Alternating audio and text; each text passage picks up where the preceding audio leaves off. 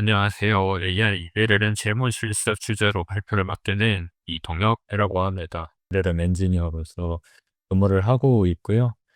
현재 이제 실제 LLM 엔지니어가 업무를 어떻게 수행하는지 이 방식을 이해하는 세션으로 준비를 했습니다.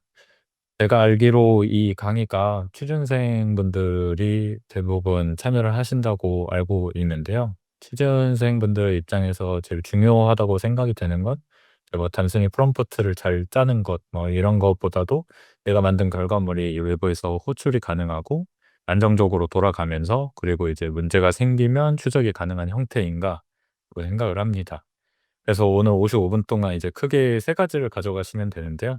첫째로는 이제 추론 API라는 이제 안정적인 인터페이스가 왜 모든 것의 시작인지, 그리고 둘째로는 롱 콘텍스트, 레그, 에이전트 같은 트렌드가 바뀌어도 운영 기본기가 왜 똑같이 중요한지, 셋째로는 이제 포트폴리오에서 차별화되는 포인트 같은 거라고 생각하시면 될 건데요. 이제 대약이라고 불리는 스택, 로깅, 도커 같은 이제 실무 산출물을 어떻게 설명할지입니다. 뭐 전공을 안 하고 계셔도 괜찮고요. '아 이게 실무에서 통하는 그림이구나.'라는 걸 이제 잡는 게 목표입니다. 이제 제 소개를 간략하게 하고 들어가겠습니다. 저는 좀 실무 중심으로 해서 AI를 엔지니어링을 하는 업무를 5년 동안 하고 있고요. 좀 세 가지로 축약을 해서 말씀드릴 수 있을 것 같은데, 데이터셋 구축부터 해서 모델링, 서비스 서빙까지 이제 전체 사이클을 주로 경험을 하고 있고요.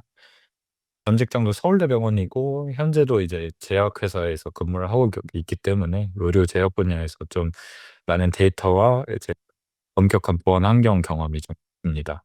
그리고 뭐예요? 요즘 트렌드가 되고 있는 에이전틱 AI라든지 이제 최신 기술을 실무로 적용하는 거를 리딩을 하고 있습니다. 이제 5년 차 개발자가 되었는데요. 제 커리어의 첫 시작이 AI 스타트업이었어요. 뭐 제가 막 엄청 영재학이라고 해서 엄청 자랑할 만한 회사는 아니긴 하지만 어쨌든 AI 스타트업에서 1년 동안 인턴을 하다가 이제 정직원으로 전환이 됐고, 이제 서울대병원에 이직을 해서 2년 동안 연구와 개발을 하다가 현재로는 대형제약에서 이제 엔진 파트를 리드하는 역할을 맡고 있습니다. 스타트업에서는 그 인공지능 학습용 데이터셋 구축을 주로 했는데, 키포인트랑 오브젝트 디텍션이라 그래 가지고 이미지에서 원하는 뭔가 객체의 그 네모 박스를 딴다든가 관절을 추출을 한다든가 이런 업무들을 많이 진행을 했었고요. 서울대병원에서는 이제 제가 랭체인이 버전 0.1이 나왔을 때부터 처음 시작을 했어 가지고 그걸 이용해서 멀티 에이전트 시스템을 만든다든가 시멘틱 서치나 BM25 같은 그 검색 알고리즘을 이용해서 검색 엔진을 만든다든가, 그리고 이제 병원 안에서 그 인터넷이 전혀 되지 않는 폐쇄망 환경에서 이제 LLM을 서빙하고 관리하는 역할을 해 왔고요. 현재는 지금 산업으로 옮겨와 가지고 이제 사내 업무 혁신을 좀 주도를 하기 위해서 AI 트랜스포메이션이라는 이름 아래서 일을 많이 하고 있습니다. 가령 예를 들면은 레그 기반으로 해서 사내 체포 시스템을 구축을 한다든가, AI를 이용한 회의록 자동화 시스템을 개발을 한다든가, 이제 그 기반이 되는 LLM 서빙 인프라를 설계하고 운영 책임을 맡고 있습니다. 네, 이제 본격적으로 그 발표를 시작할 건데, 이제 먼저 그 완성 결과물이 어떤 모양인지 현장으로 보고 넘어갈게요. 예, 전체 강의의 도착점은 이렇습니다. 원래 자료는 2 시간 과정이지만 이제 오늘은 핵심 구조를 이해하고 집에서 그대로 재현 가능한 수준으로 압축한다고 생각하시면 됩니다. 가운데 파이프라인을 보시면은 흐름이 좀 단순한데요. 클라이언트가 HTTP 요청을 보내고 REST API가 라우팅과 입력 검증을 하고 이제 내부에서 LLM 추론 로직을 태우고 마지막으로 이제 제이슨 응답을 반환을 합니다.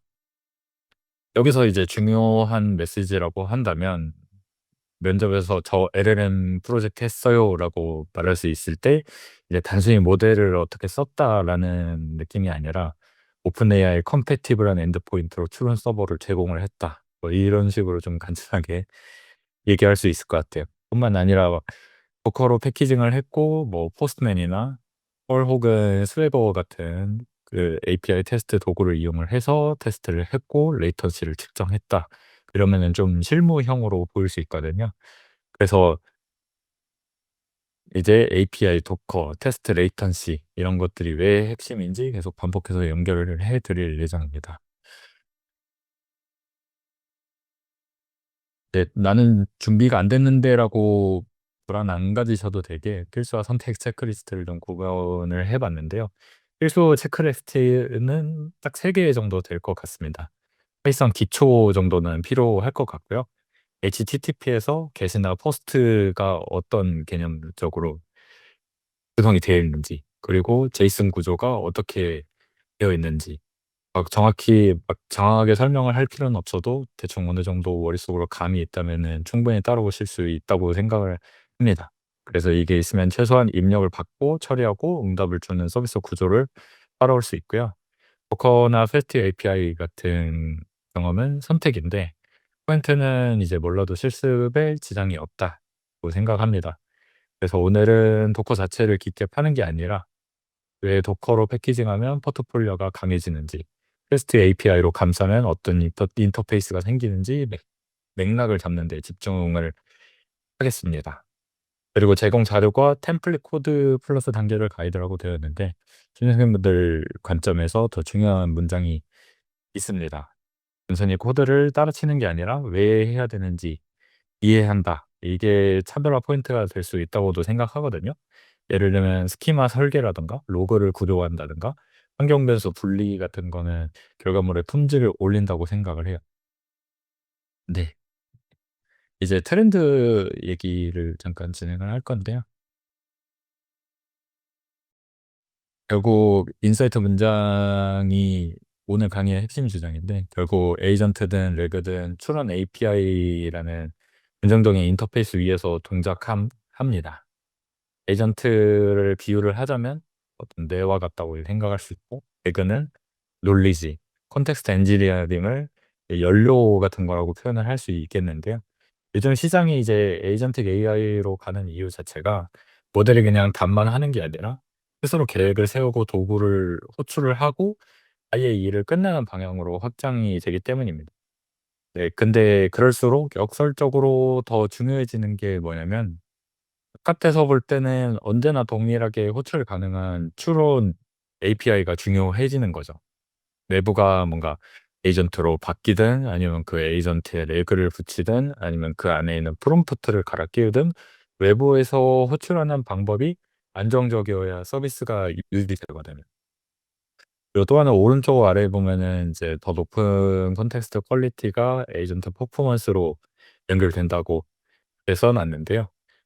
에이전트가 똑똑해 보이려면은 모델 자체보다는 맥락을 어떻게 먹이냐가 성능을 크게 좌우한다는 뜻으로 이렇게 들어가 니다.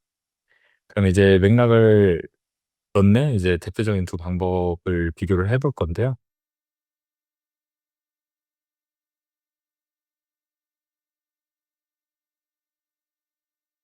표면적으로는 이게 기술 선택이라고 보여질 수는 있는데 사실 제품 의사결정에 가깝다고 생각합니다. 롱 콘텍스트는 상대적으로 되게 구현이 단순해요. 복잡한 검색 로직이 필요가 없이 그냥 문서를 통째로 넣으면 되니까요. 그래서 요약이나 전체 맥락 이해에는 좀 유리합니다. 근데 이제 단점이 굉장히 명확한데 비용과 지연 시간입니다. 입력 토큰이 늘면 늘수록 어떤 요즘 유행하는 클로드 코드라든가 아니면은 뭐 GPT 5.3 코덱스 같은 것들 입력 토큰이 계속 늘면은 요금도 늘고 어떤 TTFT라 그래서 그 타임 투 퍼스트 토큰이라고 하는데 그러니까 그 모델에 입력을 넣었을 때 그 각 첫 토큰까지 걸리는 지연 시간을 의미하거든요. 이것도 엄청 늘어나요. 네. 레그는 반대로 필요한 탑 K개의 검색 결과만 골라서 넣으면 되기 때문에 비용이나 속도 효율 측면에서는 롱 콘텍스트와 정반대로 굉장히 좋다. 모델이 재학습할 필요도 없이 최신 데이터를 반영할 수 있다. 이 정도로 정리를 할 수 있을 것 같습니다. 근데 이제 레그 같은 경우에는 검색이 실패하면 품질이 확 떨어지고 이제 로스트 인 더 미들이라 그래 가지고 맥락 안에 너무 많은 그 문서들이 있으면은 그 중간에 있는 맥락을 아예 까먹고 가장 최근에 나온 답변에 집중하는 경향들이 있거든요. 그렇기 때문에 검색이나 추출 같은 것들이 흔들리면은 답변 손질도 굉장히 흔들립니다. 이제 여기서 실무 결론이 한 줄로 정리가 되는데요. 그 좋은 컨텍스트를 비용이나 지연 시간 제약 안에서 어떻게 넣느냐가 핵심이 될 것 같습니다. 그리고 그걸 하려면은 관측 가능한 시스템 설계가 반드시 필요합니다. 그 컨테스트를 줄였더니 품질이 떨어지는지, 모델을 바꿨는데 지연이 늘어나는지 측정이 가능해야 개선이 되거든요. 그래서 '검색을 붙여야지.' 뭐 이런 식으로 단순히 생각을 할 게 아니라 컨텍스트를 조립하는 파이프라인 자체를 설계해야 됩니다. 이제 핵심 문장은 이건데요. 단순히 검색만 붙이는 게 아니라 데이터를 어떻게 조립해서 모델에 넣을지 설계하는 과정이라고 볼 수 있습니다. 이제 스텝 1 같은 경우에는 검색, 벡터 DB나 키워드 검색 같은 것들이 해당이 될 수 있겠고요. 스텝 2는 프로세싱, 그러니까 검색된 문서의 문맥을 확장하는, 뭐 예를 들면 그 청크로 잘라서 데이터를 넣었는데 문장을 반환할 때는 단순히 뭐 문장이나 문단 단위가 아니라 문서 전체를 반환한다든가, 아니면은 탑 K에 뭐 20 개의 자리를 뽑아 가지고 5개 아래로 리랭킹을 한다든가, 이런 노이즈를 줄이는 과정을 의미를 하고요. 스텝 3 같은 경우에는 어셈블리라 그래서 이제 템플릿으로 프롬프트를 만들고 컨텍스트를 주입하는 과정이 되겠습니다. 근데 이제 오늘의 포커스는 이제 빨간색으로 표시된 스텝 4 추론인데요. 이제 실무 팁이 아래에 적어 놨는데 왜 인퍼런스부터 고정을 하냐. 이제 추론 인터페이스가 되게 안정적이면 앞단의 1 번에서 3번 로직이 어떻게 바뀌어도, 아니면 뭐 스텝 1이 빠지든가 2가 빠지든가, 뭔가 스텝 1을 뭐 2번 하든가 3번 하든가 해도 외부 사용자는 영향을 전혀 받지 않는 게 큰 특징이거든요. 이게 신입생분들이 포트폴리오를 준비할 때 가장 중요하다고 생각되는 이유가, 프로젝트가 한 번 데모로 끝이 나는 게 아니라 어떤 확장 가능한 구조라는 걸 보여주기 때문에 중요하다고 생각이 들거든요. 그래서 컨텍스트 소스가 이제, 네, 거기서 이제 컨텍스트 소스 자체는 문서뿐만 아니고 도구 메모리로 확장이 될 건데, 그래서 보겠습니다. 그래서 에이전트 시대에 이제 특히 중요한 포인트가 있습니다. 컨텍스트 입력이 이제 문서뿐만 아니라 이제 도구랑 메모리까지 섞이는 게 요즘 트렌드거든요. 예를 들어서 뭐 툴의 이제 API 스펙 같은 것들이나 함수 설명 같은 것들이 있을 수도 있고, 메모리는 이전 대화나 사용자 선호 같은 상태 정보가 들어가게 되거든요. 요즘 챗GPT 같은 경우에는 메모리 기능이라 그래 가지고 그 사용자의 핵심 정보에 해당하는 기능들을 메모리에 넣어 놓고 그 답변할 때 도움을 주는 걸로 이제 알고 있고, 프로도 코드 같은 경우에도 이제 요즘 스킬이라 그래 가지고 그 안에 MD 파일로 API 스펙이나 함수 설명, 뭐 요청을 어떻게 보내야 되는지 같은 것들을 정리를 해 가지고 코딩을 좀 더 잘할 수 있게 만드는 그런 예시들이 많이 있거든요. 그래서 근데 이렇게 많은 툴이나 도큐멘테이션 메모리 같은 게 섞이기 시작하면은 운영에서 그 많은 일들이 벌어지는데, 이제 디버깅 헬이 일어납니다. 예, '왜 이런 답이 나왔지?'를 추적을 하려고 할 때 어떤 문서 조각이 들어갔고 어떤 도구 설명이 들어갔는지 모르면은 원인을 못 찾습니다. 그래서 실무에서 필수인 게 리퀘스트 아이디랑 입력 로그라고 생각을 하는데요. 한 번의 요청에 대해서 무슨 입력이 들어갔고 어떤 조합의 컨텍스트가 들어갔고 결과랑 지연은 어땠는지를 남겨야 운영이 가능하다고 생각합니다. 그래서 미래 전망을 보더라도 뭐 다만 뭐 클로드 코드에서 뭐 코덱스로 옮겨가고 뭐 이런 얘기가 나왔어도 결론은 똑같은 게, 트렌드가 바뀌더라도 기본 기능 그대로 가야 된다.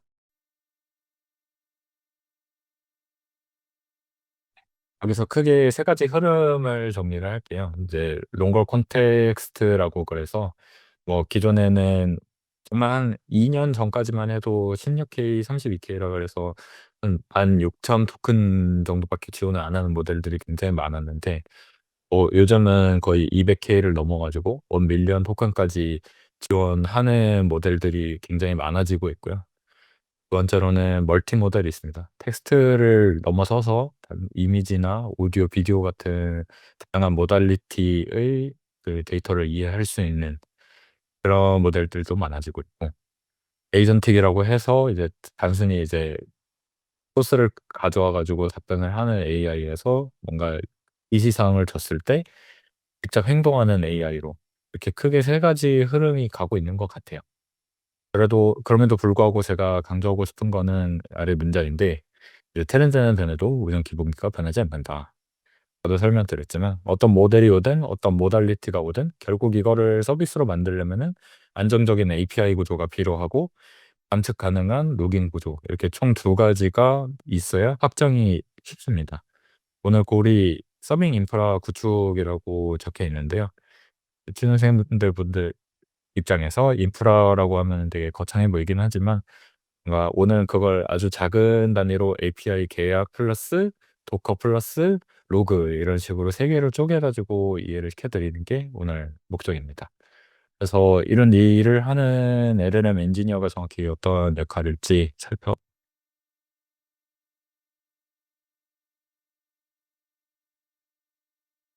네. LLM 엔지니어는 세 영역의 교차점에 있습니다. 프롬프트 파인 튜닝, 그리고 평가를 진행하는 이제 머신 러닝 부분이 있고요.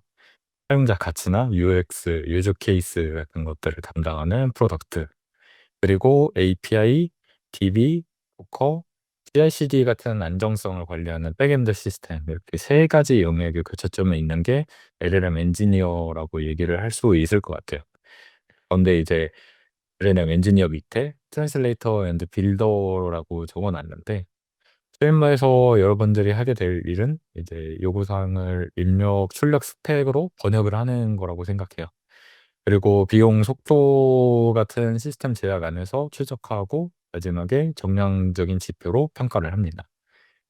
면접에 간다고 생각을 하면 LLM 엔지니어로서 지원을 했을 때 이제 저는 단순히 뭐 모델을 붙인 게 아니라 요구사항을 듣고 들어 가지고 그거를 스펙으로 만들고 이제 제약을 인터페이스로 만들고 레이턴시를 측정을 하고 코스트를 측정을 해서 운영 관점에서 어떻게 개선을 했다, 이런 것들이 중요할 거라고. 그래서 이 운영 감각을 어떤 한 단어로 묶을 수 있다 그러면 LLM 옵스라고도 얘기를 할 수 있을 것 같아요. 이제 LLM 옵스 같은 경우에는 쉽게 말해서 이제 랩에서 데모로 끝나지 않고 프로덕션에서 계속 돌게 만드는 과정이라고 생각합니다. 그래서 라이프 사이클을 총 4 단계로 정리를 했는데요. 빌드 같은 경우에는 첫 번째 빌드는 모델 선택을 하고 파인 튜닝을 하든가 아니면 프롬프트 엔지니어링을 한 이런 것들이 빌드에 해당이 되고요. 디플로이 같은 경우에는 이 선택한 모델이나 파인 튜닝한 모델을 가지고 고로 컨테이너로 만들어 가지고 API 엔드포인트를 외부에 노출시키는 역할이 될 수 있을 것 같아요. 그 이후에는 모니터를 하게 되는데 로그나 매트릭 같은 데이터를 수집을 해 가지고 레이턴시나 코스트를 추적을 하는 역할을 하게 됩니다.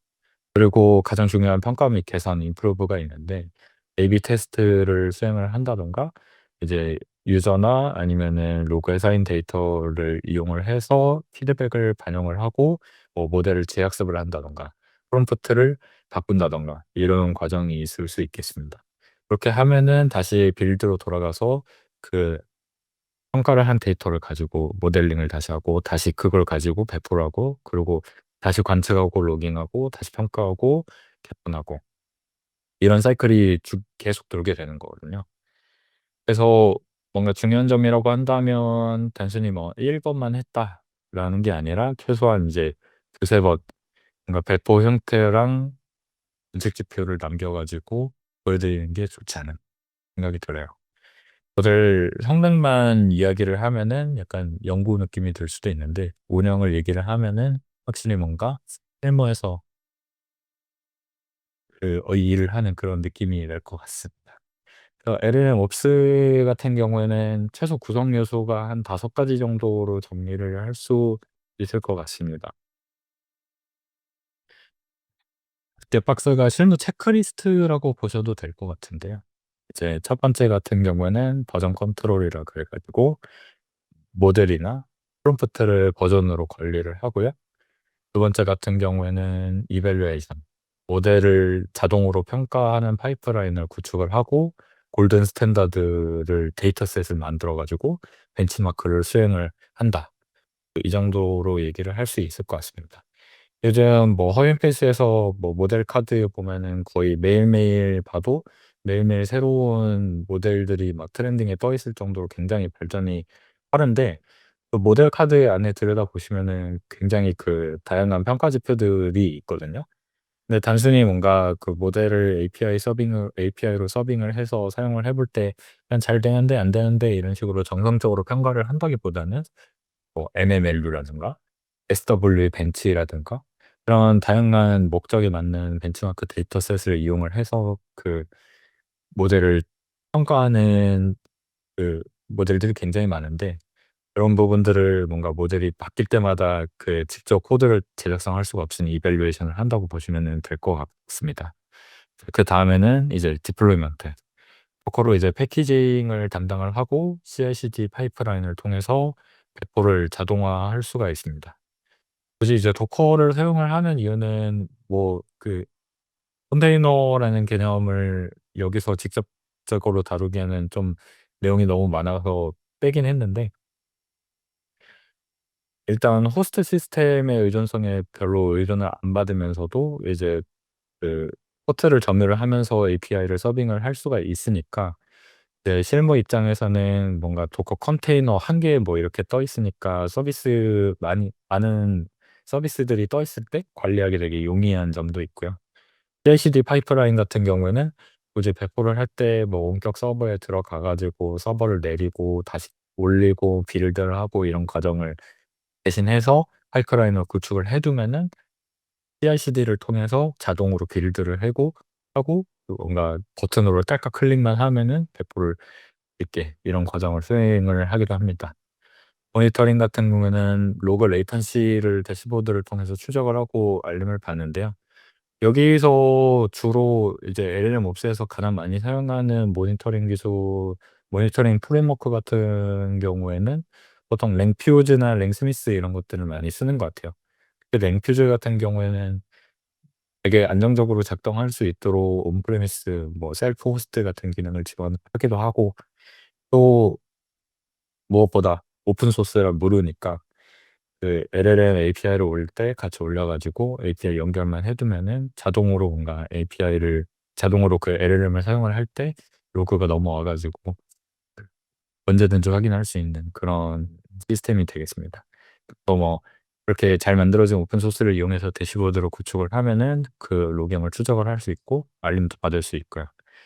그래서 마지막으로 피드백 루프인데, 사용자 피드백이 이제 대시보드에 남으면은 이제 그걸 가지고 배드 케이스를 분석을 해서 이 모델이 문제가 있어서 그 답변이 제대로 안 나왔는지, 아니면은 뭐 가령 예를 들면 레그를 붙여 놨다고 가정을 했을 때 레그를 했는데 정확한 문서를 반환하지 못해 가지고 맥락을 못 질문에 대한 맥락이 콘텍스트에 없으니까 제대로 답변을 하지 못하는 경우도 있고요. 왜냐면 뭐 에이전틱한 AI라고 가정을 했을 때는 그 AI 에이전트가 뭔가 툴을 콜링을 할 때 있어 가지고 그 적절한 툴을 가져오지 못한다든가 이런 것들을 분석을 할 수 있게 기반을 마련을 해 두는 거거든요. 포트폴리오 팁이라고 적어 놨는데 "거창한 MLOps 플랫폼이 아니어도 된다." 그 이미지에 V0 0.1 같은 태그를 붙여서 버전 개념을 보여주는 형태로 뭔가 깃에다가 이렇게 주기적으로 업로드를 한다든지, 요청마다 리퀘스트 아이디 로그를 남겨 가지고 추적 가능성을 열어둔다든지 이런 방식이 있을 것 같습니다. 그렇게 해서 이제 실무로 넘어오더라도 운영을 할 줄 안다는 거를 이제 그럴 수 있다고 말만 하는 게 아니라 산출물로 증명할 수 있다고 생각합니다.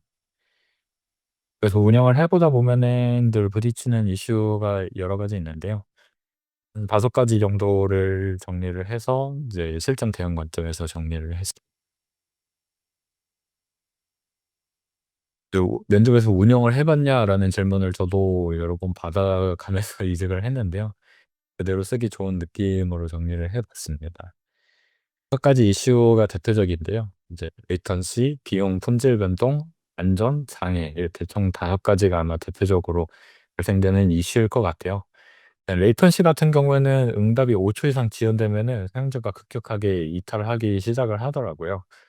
가령 예를 들면은 웹페이지 같은 경우에는 그 URL을 입력을 했을 때 3 초만 로딩이 안 돼도 사용자가 90%가 넘게 이탈을 한다고 할 정도로 이 레이턴시 이슈는 굉장히 크기는 합니다. 그래서 이런 거는 대응을 할 때 타이머 설정을 하거나 아니면 모델을 경영하는 방법 그런 것들이 있을 것 같아요. 이제 자료형 같은 거 공부를 하셨으면은 어떤 몇 비트 이런 거를 아마 이해하실 텐데 대부분의 오픈 모델들이 16 비트나 32 비트 정도로 되어 있어 가지고 그 파라미터가 커지면 커질수록 굉장히 시간도 많이 걸리고 그리고 자원도 많이 잡아먹는데 실전에서 운영을 할 때는 이 16 비트를 4 비트나 혹은 8 비트 정도로 최소 2분의 1 에서 4분의 1 정도 줄여 가지고 서빙을 하게 되면은 속도가 굉장히 빨라지거든요. 그래서 같은 모델임에도 불구하고 모델 경량화를 통해서 속도를 빠르게 할 수 있다. 그렇게 해서 그렇게 한다면은 이제 속도는 좀 빨라지지만 어느 정도 이제 트레이드 오프로서 뭔가 성능이 떨어지는 문제들도 있는데 그런 거는 이제 LLMops 측면에서 조금 딥한 관점이라 지금은 얘기하지는 않겠습니다. 네. 두 번째로는 코스트입니다. 요금 폭증이 발생을 할 수도 있는데요. 네. 캐싱이나 배치 처리 같은 비용 절감 전략을 많이 사용을 합니다. 그리고 세 번째는 품질 변동입니다. 같은 입력에 대해서 다른 출력이 나오기도 하거든요. 어차피 뭐 안 템 보통 이제 템퍼레처를 고정을 해서 변동성을 줄이는 방법도 있고 그러니까 로그 분석으로 원인을 찾을 수도 있지만 LLM이라는 게 어차피 활성화된 파라미터를 통과를 하면서 어떤 확률론적으로 결정이 돼서 다음 토큰이 계속 예측이 나오는 거기 때문에 설령 완전히 동일한 문장을 넣는다고 해도 어느 정도 품질이 달라질 수 있는 거는 어쩔 수가 없다. 네. LLM 엔지니어로서 견뎌내야 되는 숙명이라고 생각합니다. 네 번째는 안전 이슈가 있는데요. 유해나 혐오 응답 같은 것도 문제가 많이 됩니다. 뭐 최근에 그 GPT 새로운 모델이 나와서 거의 한 9 시간 10 시간 만에 그 이 "세이프티 이슈가 발생을 했다."라는 글들을 여러 번 봤는데요. 가령 예를 들면은 뭔가 내가 소설을 쓰는 척을 하면서 그 조언을 구한다든가 그 단순히 뭔가 뭐 예를 들어 뭐 "마약을 만드는 방법을 알려달라." 이런 질문을 입력을 했을 때 답변을 안 해야 되는데 이런 것들을 우회해서 물어보는 사용자가 늘어나다 보면은 반드시 생긴단 말이죠. 그걸 이제 예방하기 위해서 콘텐츠 필터랑 사후 검증을 수행을 해서 가드레일을 세울 수가 있을 것 같습니다. 다음은 마지막으로 가장 생각하기 싫은 인제 페일리어인데요. 서버 다운이나 아예 500 에러 같은 것들도 굉장히 자주 발생을 합니다. 그러기 위해 이거를 체크하기 위해서는 주기적으로 헬스 체크를 하는 게 필수적이라고 볼 수 있겠고요. 리트라이 로직도 필수라고 생각이 됩니다. 가령 예를 들면은 뭐 펜3라든가 뭐 엑사원이라든가 저희가 구입한 GPU 장비에 오픈 모델을 올려 놨는데 그 오픈 모델을 올려둔 걸 가지고 서비스를 하려고 하니까 가끔 서버가 다운이 되는 경우가 생겼어요. 그런 경우에는 그 앞단의 인퍼런스 레이어에다가 리트라이 로직을 둬 가지고 3번 정도 재시도를 해 보고 안 됐다 그러면은 아예 그 서버가 다운된 걸로 가정을 하고 뭐 "지금은 사용할 수 없습니다."라는 어떤 펄백 로직을 둔다든가 아니면은 당장은 비싸더라도 오픈 모델이 아니라 상용 LLM 뭐 챗GPT가 됐든 클로드가 됐든 제미나이가 됐든 그런 다른 상용 LLM에 요청을 보내 가지고 대신 요청을 수행한다든가 이런 경우들이 있을 것 같아요. 중요한 거는 이제 "알고 있다."라고 얘기를 하는 게 아니라 각 이슈를 어떤 지표로 감지를 하고 어떤 대응을 했는지가 중요합니다. 가령 예를 들면은 레이턴시 같은 경우에는 평균으로 계산을 하시는 분들이 굉장히 많은데 P99나 P90 같은 것들을 봐야 되거든요. 이런 식으로 얘기를 하는 것 자체가 이제 실무를 문제가 난다고 얘기하면은 좋을 것 같습니다. 가령 예를 들면은 뭐 단순히 뭐 레이턴시가 그 첫 토큰까지 1초 안쪽으로 들어왔다고 해서 문제가 없는 게 아니라 그 가장 오래 걸린 1%의 사용자를 떼 가지고 봐야 제대로 된 뭔가 에러 처리나 대응을 할 수 있다고 볼 수 있거든요.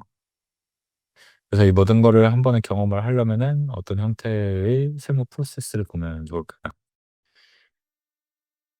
포트폴리오를 쓴다고 가정을 했을 때 어떤 단위 산출물로 쪼갤까를 고민을 많이 해 봤는데요. 실무는 보통 이제 1 에서 5의 순서로 가거든요. 요구 사항에서는 결과물이 문서화된 기능 스펙으로 정리가 되고, 두 번째 설계에서는 이제 API 스키마를 설계를 합니다.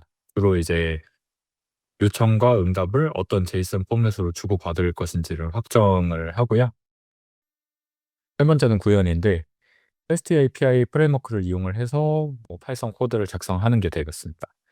이렇게 이제 코드가 구현이 전부 끝나게 되면은 네 번째 배포 단계로 넘어가서 또 이미지를 제작을 하고 컨테이너 형태로 배포를 하게 되겠고요. 운영 관점에서는 로그랑 매트릭을 이제 관측 가능한 형태로 수집하는 거가, 어떤 여기서 어필할 수 있는 포인트가 프로젝트에 1 번부터 5 번이 다 있다고 생각을 하시면은 될 것 같아요. 못해도 그래도 2 번에서 5 번까지만 있어도 현업에서 서비스를 만드는 경험이라고 생각하지 않아요. 그래서 이제부터 요구 사항을 어떻게 스펙으로 번역하는지 구체적인 예시를 한번 들어보겠습니다. 왼쪽은 비즈니스 요구 사항인데요. 취준생이 자소서를 입력하면 AI가 문법과 내용을 다듬어서 첨삭 결과를 보여줬으면 좋겠다. 그러니까 이 말 자체는 너무 좋은데 이 말 가지고만은 개발을 못하죠. 그래서 뭐 물론 요즘엔 AI가 코딩 다 해 주긴 하지만 오른쪽처럼 테크니컬 스펙으로 바꾸는 절차가 반드시 필요하거든요. 입력 컨트랙트 같은 것들을 정의를 하는 거죠. 텍스트가 스트링이어야 된다. 그리고 컨텍스트 윈도우 사이즈 문제가 있으니 최대 길이 제한을 5,000 자로 두겠다. 제약을 명시를 합니다. 출력도 이제 스키마로 박아 놨는데요. 예를 들면은 네. corrected text, diff count 뭐 이런 식으로 그 스키마를 박아 넣는 과정이 있겠습니다. 그리고 시스템 제약을 수치로 예를 들면 뭐 레이턴시가 P99에서 3000 밀리세컨드 아래에 된다. 그리고 개인정보 문제가 있으니 스테이트레스 뭐 DB에 세이브를 해서는 안 된다. 그리고 마지막으로는 예외 처리가 있을 것 같습니다. 입력이 비면은 400 에러로 이제 메시지가 input required 뭐 이런 것들이 필요하다라고 이제 정의를 하는 거죠. 약간 여기서 포인트는 요구 사항을 이렇게 자연어로 되어 있는 요구 사항을 계약이나 스키마, 제약이나 에러 처리로 변환을 했고, 그래서 API 구현이 가능했고 도커 세팅이 가능해졌다. 실무에서는 이런 식으로 업무가 흘러간다는 걸 이해해 주셨으면은 좋겠고요. 이제 스펙이 정해지면은 API 계약을 설계를 해야 되는데요. 그래서 이제 클라이언트 서버 계약 구조를 한번. API 설계에서 핵심이 클라이언트와 서버가 합의한 계약이라고 할 수 있을 것 같아요. 여기서는 예를 들어서 뭐 포스트에 뭐 인폴라고 뭐 엔드포인트로 얘기를 할게요. 클라이언트 요청이 제이슨으로 예를 들면은 텍스트가 들어가야 되고 맥스 랭스가 들어가야 되고 템퍼러처는 옵션으로 들어갈 수 있다 같은 필드를 보내면은 서버는 205K 라고 이제 응답을 보내면서 아웃풋이 있고 뭐 레이턴시 밀리세컨드가 있고 리퀘스트 아이디가 있고 스테이터스가 뭐 सक्세스인지 페일러인지 뭐 이런 것들을 내려줄 수 있을 것 같습니다. 그래서 약간 디커플링 프린시플이라고 해서 내부 로직이 모델 A에서 B로 바뀌든 프롬프트 기반에서 뭐 레그 기반으로 바뀌든 혹은 에이전트로 바뀌든 API 스키마가 유지가 되면은 클라이언트 코드는 수정할 필요가 없다. 이게 서비스 지속성의 핵심이라고 생각하거든요. 이걸 뭔가 포트폴리오에서 얘기한다고 한다면 저는 모델을 교체해도 영향이 없도록 API 계약을 먼저 고정을 했다. 리퀘스트 아이디나 레이턴시 같은 것들을 응답에 포함해서 운영을 고려했다 정도로 얘기할 수 있을 것 같아요. 예. 그리고 그 운영을 가능하게 하는 최소 단위가 이제 구조화 로그인데요. 운영에서 약간 제일 무서운 상황이라고 한다면은 뭔가 사용자가 "아 이거 잘 안 돼요. 뭐가 품질이 나쁜 것 같아요."라는 식으로 불만을 제기를 했는데 서버에서 그 요청이 들어왔는지 안 왔는지, 만약에 요청이 들어왔다 그래서 그래도 이제 어떤 응답을 줬는지 그걸 못 찾는 게 사실 가장 무서운 상황이라고 할 수 있을 것 같아요. 그래서 첫 번째로 필요한 게 이제 리퀘스트 아이디 필요하다고 생각하는데요. 이 추적의 열쇠라고 볼 수 있을 것 같은데, 이 아이디 하나로 먼저 어떤 입력이 일어났었는지 어떤 에러가 났는지 찾을 수 있어야 되겠습니다. 두 번째는 레이턴시. 한글만 보는 게 아니라 P99 같은 이제 꼬리를 잡아야 이제 튜닝을 할 수 있을 것 같습니다. 세 번째는 스트럭처드 제이슨. 단순히 이제 프린트문으로 로그를 찍게 되면은 이거를 뭔가 로그 스태시 같은 로그 전문 뭔가 수집 툴이라든가 그런 프로그램이 분석하기 너무 어렵고 수작업이 많이 필요로 하거든요. 그래서 제이슨 형식으로 남겨야 뭔가 데이터독이라든지 ELK라든가 클라우드 워치라든가 그런 곳에서 바로 집계가 될 수 있을 것 같습니다.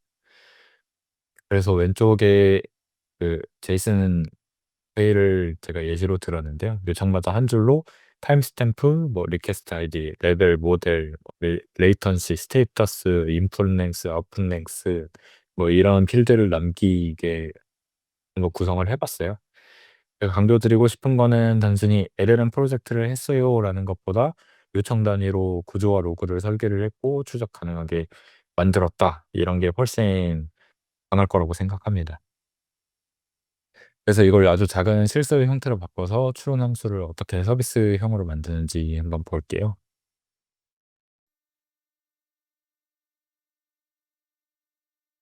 여기 코드가 약간 실무 감각의 최소 단위라고 생각하시면은 될 것 같습니다. 핵심 목표는 세 가지인데요. 첫 번째로는 함수 인터페이스를 명확히 해서 이제 info라는 함수에 텍스트라는 파라미터가 스트링으로 나오면은 스트링으로 내뱉겠다. 이런 식으로 정의를 하는 건데요. 입력이 물자리고 출력도 문자리다. 이런 계약을 먼저 박는 걸 얘기를 합니다. 둘째로는 레이턴시 측정이 있겠습니다. 시작 시간 찍고 끝 시간 찍어 가지고 이 레이턴시가 몇 초까지 걸리는지 지연을 계산을 하는 거죠. 물론 뭐 실무에서는 타임이라는 그 라이브러리를 임포트를 해 가지고 하지는 않고 로거라는 라이브러리를 가져와 가지고 그 구조화된 로그 파일 .log로 끝나는 확장된 파일로 그 저장을 하기는 하지만 일단 최소 단위로 보면은 어느 정도 기능 구현은 이거랑 사실 비슷하다고 볼 수 있거든요. 그래서 모델 로직은 덤이어도 괜찮습니다. 암페어도 덤이 오케이라고 되어 있는데 중요한 거는 나중에 모델을 갈아 끼울 수 있는 자리를 만들어 두는 거라고 생각해요. 세 번째로는 로그 남기기입니다. 이제 프린트문을 찍어 가지고 인풋에는 뭐가 들어왔고 레이턴시는 이만큼 나왔다. 이제 요청과 시간을 뺀 이런 게 중요하다고 볼 수 있을 것 같아요. 네. 그 말씀드린 것처럼 프린트 대신 로깅 모듈을 많이 쓰고 뭐 랭크즈 같은 프레임워크를 도입을 해 가지고 아예 뭔가 AKK랑 호스트 같은 것들을 엔바이런먼트에 아예 적어 두고 램프지 모듈을 사용을 하면은 그냥 자동으로 보내주는 그런 것들이 요즘은 잘 되어 있지만 저는 개념을 잡는 데 집중을 하겠습니다. 시간 있으면은 약간 엣지 케이스 같은 것들을 추가를 해도 좋은데요. 예를 들면은 빈 문자열이면은 에러를 반환한다. 이런 식으로. 이게 그 뭐야 이거 보시면서 만약에 노트북에 이제 파이썬 사용하실 수 있는 분들은 간단하게 실습해 보면서 진행을 하셔도 좋거든요. 일단은 설명 위주로 가기는 할 텐데 참고하시고 이제 진행을 하겠습니다.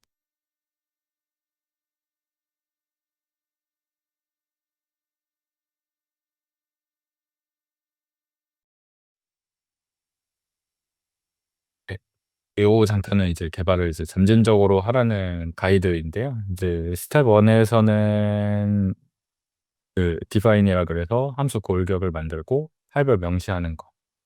이 정도 진행할 수 있겠고요. 복잡한 로직은 다음 문제라서 이거는 인터페이스가 먼저라고 생각합니다. 스텝 2에서는 메주어가 있겠습니다. 이제 타임 모델의 타임으로 이제 시작과 끝을 대 가지고 레이턴시를 계산할 수가 있습니다. 일단은 이제 성능 지표를 확보를 하는 거고요. 레턴시를 남겨서 정확히 입력을 처리를 하는데 몇 초 정도 걸렸는지. 스텝 3는 observe, 한 줄 로깅을 남길 수 있을 것 같습니다. 프린트로 시작을 해도 괜찮지만 가능하면은 제이슨이면은 더 좋다. 이게 관측 가능성의 출발이라고 생각하거든요. 여기서 이제 중요한 연결 포인트가 있는데 이 세 단계가 완성이 되면은 이제 패스트 API 라우터 안으로 옮기기만 하면 된다. 되겠습니다. 네. 즉 로컬 함수가 서비스로 진화할 준비가 끝난다고 생각합니다. 그래서 이제 완성의 기준은 뭐냐? 다음 장에서 이제 성공 실패 시나리오로 명확히 정할 건데요. 실무에서 강한 사람의 특징이라고 한다면 대충 되면 된다라는 느낌이 아니라 성공 기준을 먼저 정하는 거라고 생각하거든요. 석세스 케이스는 이제 정상 입력 처리인데 예를 들면 사용자가 "안녕하세요."를 입력하면은 시스템이 정상 문자열인 거를 반환을 하고 레이턴시가 0.5초 정도로 찍힌다. 체크리스트도 되게 명확하고 명확하죠. 반환 타입이 스트링인가, 레이턴시가 로그에 찍히는가 이 정도로 명확하다고 볼 수 있고 비정상 입력 처리라고 한다면 빈 문자열이면은 프로그램이 죽지 않고 입력이 비어 있습니다. 는 명확한 에러 메시지를 줘야 된다고 합니다. 뭐 빈값에서 크래시가 나진 않는가? 프로그램이 죽진 않는가? 에러 메시지를 반환을 할 때 정확하게 메시지를 비어 명확하게 메시지를 반환을 하는가? 이런 것들이 중요합니다.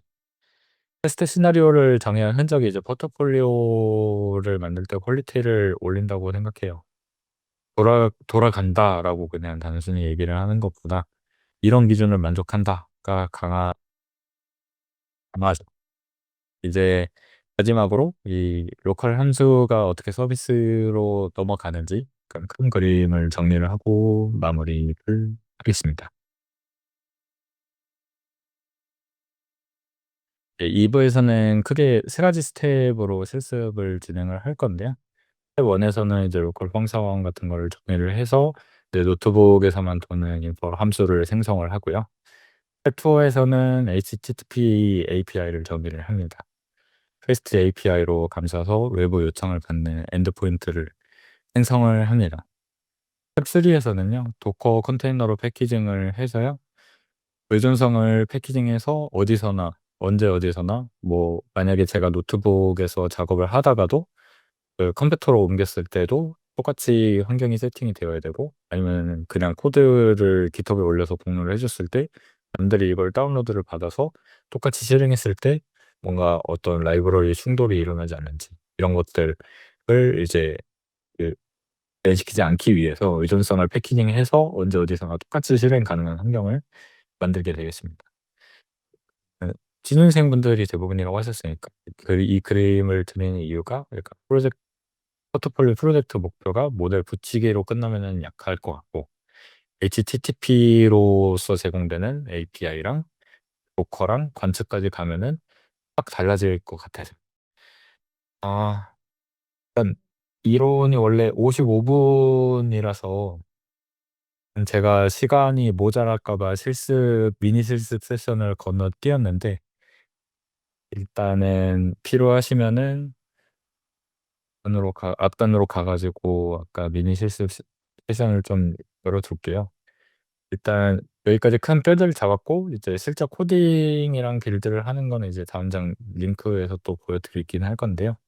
이제 여기까지 이해를 하셨으면은 이제 LLM을 서비스로 만드는 최소 단위를 이해하신 겁니다. 이제 고로 실습 저장소 링크랑 취준생 기준으로 무엇을 하면은 포트폴리오가 더 강해지 제안을 는 요 긴 링크를 채팅에 올려드리겠습니다.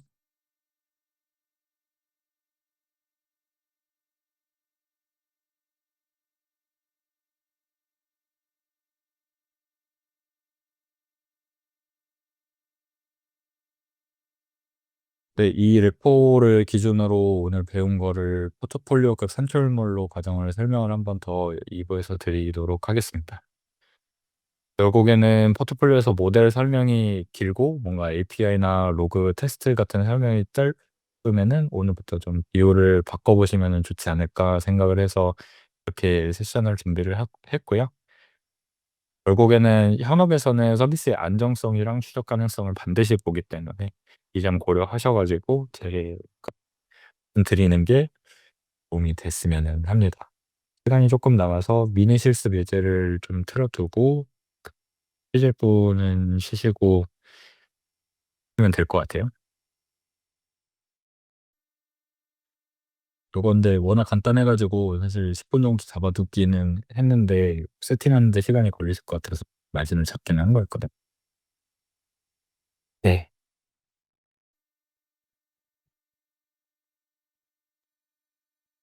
네, 2부로 돌아와가지고 좀 실습 세션을 시작을 해보고자 합니다. 제가 이제 아까 PPT에서 보여드린 마지막 장표에서 공유드린 그 GitHub 브랜치가 있는데 뭐 접속해서 한 번씩 보셨으면 좋겠고요. 그 일부에서 말씀드린 대로 패스트 API를 이용을 한 프로젝트를 준비를 해봤고요. 여기에 좀 더 추가적으로 올라마라는 프레임워크랑 오픈웹 UI라는 프로젝트를 좀 결합을 해서 정말 로컬 환경에서도 그 LLM이 돌아가고 뭔가 챗봇 같은 것들이 도움이 되는 거를 확인을 해서 좀 여러분의 흥미를 좀 높일까 하고 해서 이렇게 만들었거든요.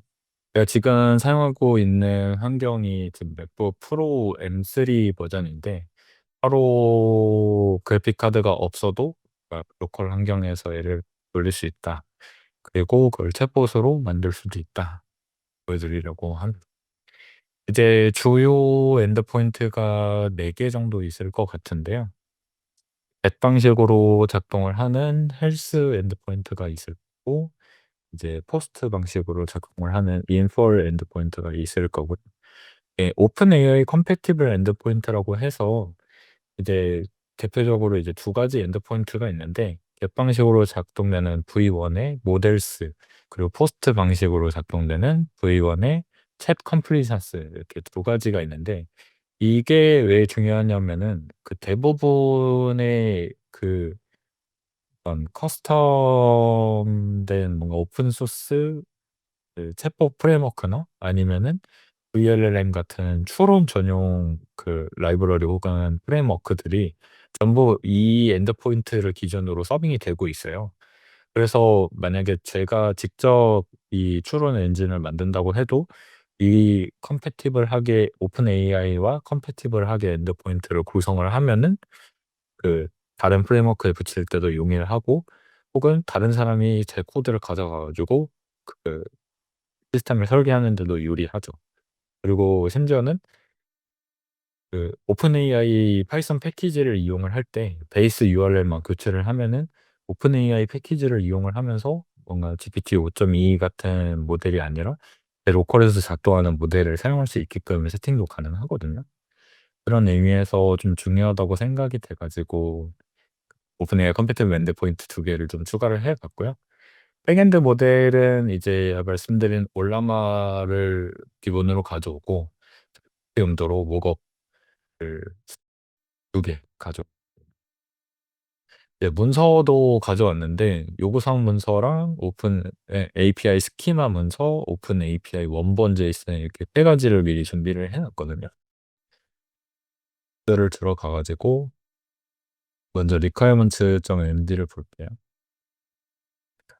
현업에서 뭔가 그 개발을 하는 입장에서 개발을 하지 않고 어떤 프로그램을 만들어줬으면 하는 입장에 있는 또 다른 현업이랑 미팅을 한다고 가정을 할 때 어떤 뭔가 그 일부에서 말씀드린 것처럼 "자소서를 입력했을 때 참작해 주는 기능이 있으면 좋겠어요."라고 얘기를 하면은 이런 식으로 받아 적어서 그 요구사항 명세로 변환을 하는 것들이 꼭 필요하거든요. 그래서 그 요구사항 명세 그러니까 요구사항을 받아 가지고 명세서로 이제 변화를 했을 때 "결과물이 이렇다더라." 정도로 이해를 하시면은 될 것 같습니다. 이 프로젝트가 어떤 목적을 가지고 생성이 되었는지, 이 프로젝트가 커버해야 되는 범위라든가 어떤 기능을 담아야 되는 건지 전반적인 프로젝트에 대한 개요를 담고 있다고 생각하시면 될 것 같아요. 한번 읽어 보면은 이제 뭐 메타코드 강의 실습용 패스티어 기반 LLM 수동 API를 제공한다. 오픈웹 UI라는 이제 챗봇 오픈 소스 프레임워크에서 오픈AI 컴패티블한 방식으로 연결이 될 수 있고, 실제 백엔드는 오려마를 사용을 한다. 뭐 이제 명확히 정리를 해 주는 거죠. 그래서 범위 같은 경우에는 아까 말씀드린 것처럼 헬스랑 인퍼 있고 오픈AI 컴패티블 엔드포인트가 있고, 그리고 입력 검증이랑 표준 에러 포맷이 있고 리퀘스트 아이디랑 레이턴시를 제공해야 된다. 그리고 로그는 구조화돼서 볼 수 있어야 되고, 그거를 이용해서 올라마랑 백엔드랑 오픈웹 UI까지 세 개를 한꺼번에 통합해서 실행을 했으면 좋겠다. 그리고 의존성 관리 같은 경우에는 콘다를 쓸 수도 있고 그냥 벤버를 쓸 수도 있는데, 이제 UV를 이용을 해서 새 프로젝트를 만들어서 관리를 하고 UV 락을 통해서 의존성을 잠금을 통해서 그 모든 사용자들이 어떤 이걸 유지 보수하는 개발자들이 편리하게 그 레퍼를 클론하기만 하면은 사용할 수 있겠다. 있을 수 있겠네. 그 기능 요구 사항을 좀 살펴볼게요. 일단 첫 번째는 사실 제일 중요하면서도 가장 기본적인 기능인 헬스 체크인데, 이제 get 헬스를 했을 때 이 몇 개가 되어야 한다. 스테이터스랑 앱이랑 프로바이더가 포함이 됐으면 좋겠다. 이런 것들이 있을 수 있고요. 두 번째는 이제 인퍼런스 API가 있겠습니다. 퍼스트 방식의 인퍼 입력으로 받아서 입력의 텍스트라는 필드에 입력을 들어왔을 때 정상 응답에서는 아웃풋이 있어야 되고 리퀘스트 아이디가 있어야 되고 레이턴시가 있어야 되고, 그리고 세 번째는 입력을 검증하는 방법. 이 인퍼런스 API에 빈 입력이 들어가면은 400 에러를 empty input이라는 에러 메시지를 같이 줘야 되고, 만약에 길이를 초과했다 그러면은 400 에러와 함께 input too long이라는 메시지를 줘야 된다. 정리를 했습니다. 이제 모델 백엔드 같은 경우에는 목업에서 사용할 수도 있고 실제로 사용할 때 올라마를 사용할 수도 있고, 목업에서는 테스트 오프라인 전용으로 이제 API가 잘 설계가 되는지 확인하는 용도, 그리고 실제 올라마에서 호출을 해 가지고 잘 작동을 하는지 확인해 볼 수 있을 것 같아요. 이 오픈AI 컴패티블 모델 목록이라고 해서 이 첫 번째 말씀드린 V1의 모델스 엔드포인트는 그 이 엔드포인트에서 사용 가능한 모델 이름의 목록을 반환해 주는 거거든요. 오픈AI 컴패티블이라는 이름에서 알 수 있듯이 오픈AI에서 제공하는 API 엔드포인트랑 동일한 명세예요. 네, 표준 호환되는 포맷으로 방언되게 돼 있고, 그리고 여섯 번째는 채팅, 포스트 V1 챗 컴플리션스 같은 경우는 오픈AI 호환된 요청 응답 구조를 지원을 하고, 인수로일 때 SSE라고 해서 서버 센트 이벤트 지원을 해야 된다. 있을 수 있겠습니다. 이제 마지막으로 두 개. 일곱 번째는 타임아웃. 너무 오래 걸리면은 제가 제 경우에는 이제 환경 변수에 8초 정도로 넣었는데 너무 오래 걸리면은 타임아웃을 반환을 해. 그리고 마지막으로 도커 컴포즈 통합 실행이라고 해서 도커 컴포즈 업 데스티 데스 빌드라는 명령어로 이 올라마와 백엔드와 오픈웹 UI라는 챗봇 서비스까지 세 개 서비스가 모두 실행 가능해야 된다. 이 정도로 정리를 하면은 어떤 로컬에서 돌아가는 LLM 모델을 가지고 추론 서버를 만들고 그걸 채팅으로까지 구현을 하고 싶다는 뭔가 단순한 요구 사항을 개발자의 언어로 통역을 하는 거거든요. 좀 비기능적인 요구 사항도 있을 수 있는데, 어떤 이 개연성이라 그래서 뭐 로컬이나 북 환경에서도 동일하게 동작이 돼야 되고, 요청 단위 로깅이나 지연 시간 측정이 가능해야 돼. 이런 것들, 운전성 고정이나 보고 일관성, 단순성 이런 것들은 비기능적 요구 사항이라고 해서 정리가 될 수 있겠습니다. 환경 변수도 미리 정의를 조금 해 뒀는데요. 네임이라 그래서 패스트 API에서 작동되는 앱 이름을, 이 입력 최대 길이는 어떻게 할 것인지, 풀어낼 때 타임아웃이 최대 몇 초까지 허용을 할 것인지, 로고 레벨을 인포로 할 것인지 뭔가 디버깅으로 할 것인지, 그것들이 있을 수 있겠고, 그래람을 제공하는 프로바이더 올라마로 할 건지 목업으로 할 건지 이런 것들이 있을 수 있겠고요. 올라마 같은 경우에도 실행을 하면은 어떤 포털을 점유를 하면서 엔드포인트로서 제공을 하게 되는데, 보통 기본 포트는 11434 포트 하고 있어 가지고 기본적으로 넣어 놨고요. 오늘 실습을 진행할 모델은 아마 3.2의 3B짜리 모델을 사용을 해서 실습을 진행을 할 예정입니다. 수용 기준이라고 한다면 뭐 헬스 엔드포인트 요청을 보냈을 때 205K가 205K랑 플래시필드가 같이 반환하는지, 인포 엔드포인트가 성공했을 때 그리고 실패했을 때도 뭐 반드시 봐야 될 거. 모델 목록을 반환하는 V1 모델, 이제 러스트 스트림 동작이 잘 작동이 되는지, 올라마로 바꿨을 때 작동이 되는지, 이 UV 싱크를 통해서 그 의존성을 설치를 했을 때 이 테스트 코드를 통과가 되는지, 도커 컴포즈에서 오픈 웹 UI를 열었을 때 세팅 응답이 정상적으로 반환이 되는지, 이런 것들을 수동 기준으로 정리를 했습니다. 이런 식으로 현업에서는 요구사항 명세라는 이름을 통해서 그 개발 프로젝트 히스토리를 관리하거나 어떤 추가적인 개발 상황을 정리를 할 때 많이 사용을 하고 있거든요. 요즘 원래 같은 경우에는 노션이나 지라 같은 것들을 많이 사용을 하기도 하는데, 요즘은 좀 AI 네이티브하다는 말을 많이 얘기를 하게 되면서 이런 식으로 프로젝트에 아예 그 폴더를 하나 파 가지고 요구사항 명세를 적어두는 케이스가 굉장히 많아지고 있어요. "왜 그렇게 하냐?"라고 물어보면은, 어차피 코덱스나 클로드 코드 같은 거 많이들 사용을 하실 텐데, 그 프로젝트 디렉토리에 어떤 요구사항 명세 같은 게 남아있지 않고 일일이 입력을 해 줘야 되는 거면은, 그 코딩 에이전트가 실행이 될 때 이 뭐 요구사항 명세에 맞춰 가지고 일일이 작업이 잘 되고 있는지 안 되는지 그 컨텍스트에서 까먹을 수 있단 말이죠. 그래서 이 마크다운이라는 형식으로 요구사항 명세를 요즘 적어 가지고 아예 프로젝트 폴더에서 관리를 하는 게 요즘 추세다, 이런 식으로 보시면은 될 것 같아요. 예전에는 뭐 노션지라 저도 지금도 많이 쓰고 있고 하긴 하지만, 요즘에는 이렇게들 많이들 관리를 하더라. 보시면 좋을 것 같고요. 다음은 API 스키마 문서입니다. 이번 정보로는 이제 베이스 URL, 로컬에서 작동되는 어떤 8.1 포트에서 서빙되는 REST API 서버가 돼야 된다. 그리고 오픈AI 컴패티블한 베이스 URL은 이제 똑같이 8,000번에서 작동이 되는데 이제 V1이라는 라우트에서 작동을 하도록 하겠다. 약간 분리를 하겠다. 이런 느낌인 거죠. 컨텐트 타입은 어플리케이션 클래스 제이슨이고, 뭐 끌거는 문서가 당연히 보이도록 되는 거. 여기서 이제 이따가 보여드릴 건데, 이런 식으로 그 세트 앱에 서버를 띄우기만 해도 끌거 독스가 보여 가지고 간단하게 이제 API 테스트를 할 수 있겠다. 이 정도로 정리가 될 것 같아요. 동 스키마 같은 경우도 정리를 해 놨는데, 쭉 너무 많아 가지고 쭉 보시기에는 많아서 좀 간단히 보겠습니다.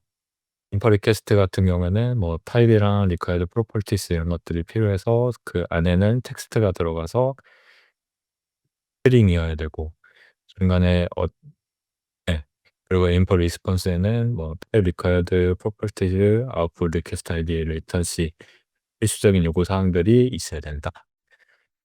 이런 내용이고요. 뭐 에러 리스폰스에서는 에러의 타입이 있어야 되고 코드랑 메시지가 있어야 되고, 이런 식으로 이해를 하면 될 것 같아요. 엔드포인트 명세에서는 get 헬스에서는 그 get 방식으로 헬스 엔드포인트에 요청을 보내면은 응답으로 스테이터스의 프로바이더 가 떠야 된다. 고 이제 명시를 해둔 거고요. 인포 엔드포인트에 포스트 요청을 보낼 때 이때 요청을 텍스트라는 필드에 내가 원하는 요청을 보내면은 성공 응답에서는 이제 아웃풋이랑 리퀘스트 아이디 그리고 레이턴시 이렇게 총 3개의 필드가 있어야 된다. 코드는 총 5개를 정리를 해 놨다. V1 모델 엔드포인트에서는 get 방식으로 요청을 보냈을 때 오브젝트가 리스트의 형태로 변화해야 되고 그 안에 데이터가 있는데 아이디가 어떻게 되고 오브젝트가 어떻게 되고 created, owned by 이런 엔드포인트가 있어야 되는 게 이제 오픈AI에서 정의한 표준 엔드포인트 규격이고요. 세팅 엔드포인트 같은 경우에 포스트 요청으로 모델 이름을 반드시 명시를 해줘야 되거든요. 그 안에 메시지 안에 그 저희가 보낼 요청들이 들어가게 되는데 롤을 뭐 유저라고 정할 수도 있고 시스템이라고 정할 수도 있고 시스템트라고 있고 뭐 이런 식으로 다양하게 적어서 답변을 요청을 같이 날리고 뭐 템퍼러처라든가 플림이라든가 커미트를 넣었을 때 성공 응답에서는 이게 오브젝트 크리에이티드 이런 것들이 있어야 되고 뭐 그 토큰을 얼만큼 썼는지 토탈 토큰이 19개를 고 컴포트 토큰이 7개고 겉으로 나온 토큰이 12개여서 총 19이 되는 거죠. choices라는 필드 안에 있는 메시지 안에 있는 콘텐트 안에 있는 이 밸류가 응답이 되겠다. 이런 식으로 이제 그 확실하게 정의를 하고 그 개발을 하는 편이 뭔가 디버깅 난이도에 있어서도 유지 보수 관점에 있어서도 굉장히 명확하고 나중에 삭제를 덜 할 수 있게 도와주는 뭐 약간 약간 논외긴 한데 그 팩 컴플리션 엔드포인트에 이제 스트리밍 옵션이라 그래서 이걸 트루로 그 반환을 하게 되면은 이제 챗GPT에서 보이는 것처럼 이제 글자 하나하나가 생성될 때마다 보내 가지고 그 타임 투 퍼스트 토큰 매트릭을 최대한 줄이는 거거든요. 만약에 뭐 요즘 GPT 5.2 프로 같은 것들 쓰면은 응답을 생성하는데 정말 오래 걸리는데 보통 일반 유저들은 그런 걸 못 견디기 때문에 응답이 다 반환될 때까지 기다리는 대신에 그 GPU가 토큰 하나하나를 생성할 때마다 보내 가지고 서버 센트 이벤트로 그렇게 해서 그 각 청크별로 받을 때마다 표출하는 거기 때문에 좀 유저 관점에서는 그 뭔가 그 응답이 어차피 똑같이 생성은 되지만 빠르게 보이는 것처럼 반착시 효과를 노리는 거죠. 그리고 마지막으로 프로바이더 같은 경우는 LLM 프로바이더를 올라마로 둘 수도 있고 프로바이더를 모어블로 둘 수도 있고 도로 정리를 하면 될 것 같아요. 이렇게 해서 요구사항 명세랑 그 덕스 도큐멘테이션들은 전부 확인을 한 것 같고요. 프로젝트 구조를 조금 살펴보겠습니다. 코드 프랙티스라는 프로젝트 이름 아래에 이제 앱이라는 폴더가 있고 라는 폴더가 있고 라는 폴더가 있습니다. 나머지는 도커 파일이라 그래서 도커를 패키징할 때 필요한 어떤 명령어들이 담겨 있는 파일이랑 이 3개의 서비스 백엔드, 올라마 그리고 오픈 웹 UI 채팅 프레임워크 총 3개의 서비스를 한꺼번에 띄울 수 있는 도커 파일, 의존성 관리를 위한 백 프로젝트 파일, 그리고 환경 요소 템플릿이 담긴 env 이기샘플 파일을 있고요. 폴더는 덕스는 아까 봤고 앱이라는 폴더 안에 이제 패스트 API에서 사용되는 비즈니스 로직들과 파이썬 파일들이 모두 들어가게 되는데 웬만해서는 주로 여기 앱 안에 뭔가 라우터라는 폴더가 있을 수도 있고 컴픽을 아예 폴더로 뺄 수도 있고 뭔가 다른 자체는 되게 다양한데 뭐 복잡해질까 봐 일부러 많이 단순화를 시켜 가지고 main.py를 포함을 해서 총 5가지 파이썬 파일로만 만들었거든요. main.py에서는 이제 fast API의 라우터가 들어가게 돼요. 여기서 이제 엔드포인트를 정의를 해서 실행을 했을 때 저희가 아까 얘기한 이 엔드포인트에 헬스나 인포 이런 엔드포인트 할 수가 있게 되는 거고요. 스키마 같은 경우에는 아까 덕스에서 보셨던 것처럼 요구사항이라든가 스키마 문서들을 그 스키마 파이썬 아이덴틱 라이브러리를 이용을 해서 실제로 코드로 구현을 하는 과정이 이 schemas.py에 담겨 있다고 생각을 하시면은 될 것 같습니다. 그리고 model.py에는 모델 클라이언트라고 해서 이제 목업일 때랑 올라마 쓸 때랑 그 LLM이 실제로 요청을 처리하는 방식을 모두 이제 model.py에 없고요. 그리고 config.py는 환경 변수 설정, 그리고 logging utils는 구조화된 로그를 사용을 하기 위해 로거라는 모듈을 사용하는 전체 코드를 넣어 놨습니다. 이렇게 해서 프로젝트 전체 구조가 완료가 됐고요. 이 실습을 실제로 진행을 하시는 분들은 사전 준비로는 이제 최소 파이썬 3.10 버전 이상으로 준비를 해 주시고요. 이 UV라는 것도 준비를 했는데 그 UV를 잘 안 쓰시는 분들이 많아 가지고 고민을 했는데 UV로 하는 게 편하겠다고 생각을 한 게, 저는 원래 계속 콘다를 사용을 하는 사람이었는데 최근 들어서 바이오 코딩을 이용을 해서 서비스를 구현을 많이 하다 보니까 자꾸 콘다 인바이러먼트를 못 찾는 문제들이 많이 발생을 하더라고요. 왜냐면은 콘다 인바이러먼트 자체가 그 이 노트북이나 뭐 로컬 PC의 가장 상위에서 작동을 하는 건데, 그런 것들에 대한 그 어떤 콘다 가상 환경을 써야 되는 건지 프로젝트 루트 디렉토리에 정의되어 있는 게 하나도 없다 보니까 그 바이브 코딩 서비스가 자꾸 코딩 에이전트가 길을 못 찾고 베이스에다가 막 PRP 인스톨로 라이브러리를 깔아 버리려고 한다든지 그런 이슈들이 많아서 저도 최근에 이제 UV라는 패키지로 넘어와서 사용하고 있습니다. 웬만하면은 UV 한번 실행을 해서 사용을 해 보시는 걸 권장을 드리고요. 콘다를 사용하셔도 상관은 없지만 지금 단계에서는 콘다를 UV를 안 쓰면은 작동이 안 되기 때문에 드립니다. 도커는 좀 너무 어려울까 봐 옵션이라고 해 두긴 했는데, 이게 가능하다면은 도커 컴포즈를 이용을 해서 풀스택 웹 서비스를 띄우는 거 해 보셨으면. 제가 이제 맥OS를 쓰다 보니까 리눅스랑 맥OS를 기준으로 해서 그 UV 설치를 어떻게 하는지만 간단히 적어 놨는데 이 부분을 추가를 할 걸 그랬네요. 만약 윈도우이신 분들은 조금 인터넷 검색을 하셔 가지고 UV를 설치를 하셨으면 좋겠고요.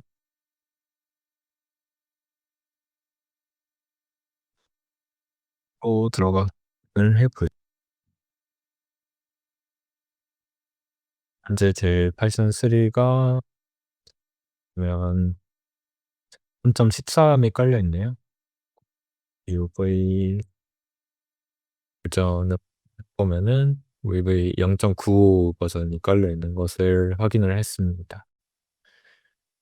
프로젝트 루 그 프로젝트 디렉토리로 이미 이동이 돼 있으니까 뭐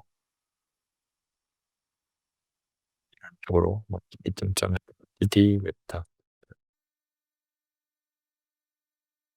이런 식으로 해서 이제 터미널에서 프로젝트 루트 디렉토리로 이동을 했고요. UV 싱크를 통해서 의존성을 설치를 실행을 합니다. 진행을 해 주시고요. 이제 여기서 UV 싱크가 하는 일이 뭐냐고 여쭤보시면은 파일 프로젝트 이 TOML 확장자로 되어 있는 이 파일을 이용을 해 가지고 이거랑 이제 UV 락이라고 의존성을 아예 고정해 둔 파일이랑 이 두 가지를 모두 읽어서 정확히 같은 버전의 패키지를 설치하는 거에 목적이 있는 겁니다. 일부에서 말씀드린 것처럼 재현성이 여기서 시작이 된다고 보시면 될 것 같은데요. 그러니까 누가 어디서 어느 컴퓨터에서 실행을 해도 동일한 환경이 보장되도록 고정하는 과정이라고 생각하시면은 될 것 같습니다. 이제 환경 변수 같은 경우에는 요 env.example을 뒀는데요. 뭐 여기에는 API 키 같은 건 없어 가지고 보여드릴 수는 있긴 한데, 이게 env가 현재로서 git 클론을 했을 때는 아예 안 보일 거예요. 그때 cp를 이용을 해서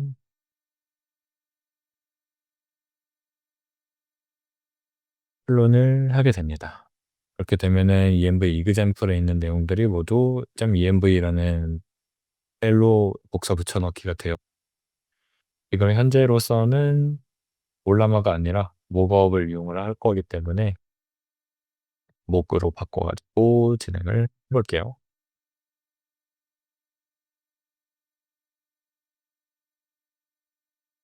이제 왜 목으로 바꾸냐면 이제 올라마 없어도 실습이 먼저 가능하게 쫓아오는 게 중요하다고 생각이 들어서요. 이제 인터페이스가 안정적이면은 내버려지기 바뀌어도 된다고 말씀을 드렸잖아요. 이 목이랑 올라마를 바꿔 끼울 수 있는 이유 자체가 제가 그 설계를 그렇게 진행을 했기 때문이라고 보시면 될 것 같아요.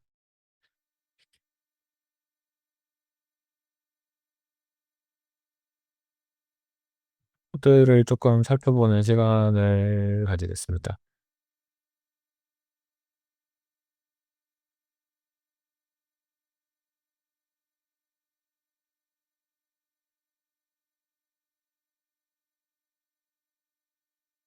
그 드래그 친 파일을 한번 보셨으면은 좋겠는데요. 그래서 비즈니스 요구사항을 계약으로 바꾼다고 말씀을 드렸잖아요. 그 독스 폴더에 있는 그 요구사항 명세라든가 이렇게 스키마 문서를 아까 보셔서 아시겠지만 어떤 입력 계약이 있을 때 인풋으로 되는 인포 리퀘스트에 이제 텍스트라는 파라미터를 받을 때 스트링으로 바뀌었다. 이런 식으로 파이든틱이라는 라이브러리를 이용해서 그 모델의 그 API에 들어오는 요청을 완전히 고정을 하게 되는 거죠. 그래서 입력 계약 같은 경우에는 "줘서 텍스트를 넣어라." 이런 식으로 될 수 있는 거고 텍스트가 스트링인 거고요. 출력 계약 같은 경우에는 이제 output request IP 레이스턴시 밀리세컨드 예 결과와 함께 추적 아이디 응답 시간을 내려줄 수 있도록 코드로서 구현이 완료가 된 걸 확인할 수 있습니다. 네, 여기서 중요한 게 이 스키마가 문서화된 계약인 동시에 이제 런타임을 검증한다는 게 가장 중요하다고 생각이 돼요. 파이넨트의 베이스 모델이기 때문에 클라이언트가 텍스트 없이 보내면은 이 패스트API가 자동으로 422 에러를 반환을 하거든요. 별도로 코딩을 안 해도 굳이 뭐 if, else 뭐 이런 식으로 검증을 안 해도 이 패스트 API랑 파이넨틱이라는 그 패키지를 같이 사용을 하면은 자동으로 검증이 되는 거죠. 그리고 앱.config 앱 폴더에 있는 config.py를 볼 건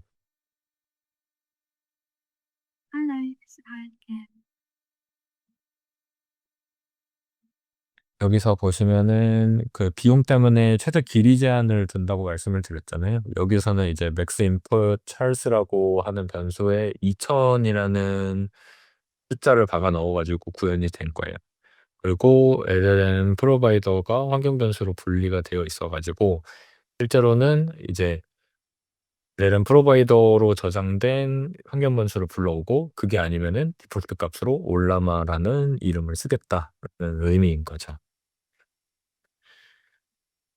이제 스키마를 어느 정도 확인을 했으니까 바로 서버를 좀 띄우고 간단한 엔드포인트부터 테스트를 해 보려고 합니다. 원래는 '코드를 구현하는 것부터 뭔가 그 시작을 해야 되나.'라고 생각을 했는데 사실 그렇게 되게 되면은 요즘 다들 바이브 코딩으로 진행을 많이들 하시니까 쪼끔 실무랑 동떨어져 보일 수 있다고 생각이 들어 가지고 일부러 뭔가 코드를 직접 쳐 보는 시간이라기보다는 이 기셀 레포지토리로 가져와 가지고 실제로 이 서버를 띄워서 확인하는 과정이 좀 더 필요할 거라고 생각이 들어 가지고요. 일단 서버를 띄워서 한번 확인해 볼게요.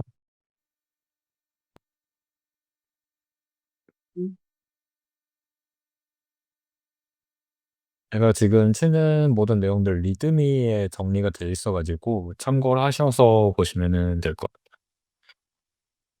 띄워져 있구나.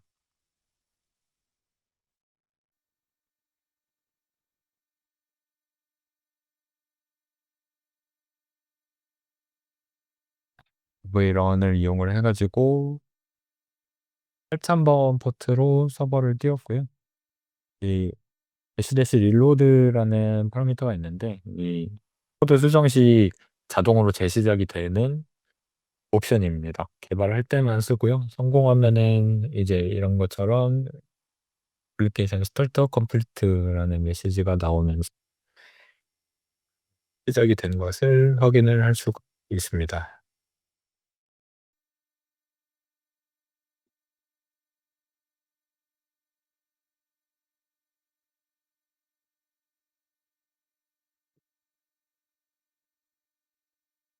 질문들이 몇 개 들어온 게 있는데 시간 여유가 없을 수도 있어 가지고 아예 뭐 끝나고 질문을 한꺼번에 받을게요.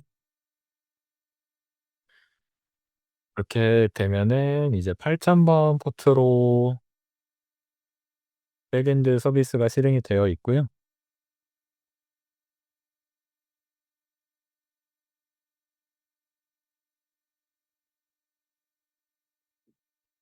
헐 요청을 보내려고 하는데 API 테스트 관련해서 리드미에 제가 이렇게 다 정리를 해놔 가지고 복사를 한번 해 보면서 테스트를 해 볼게요.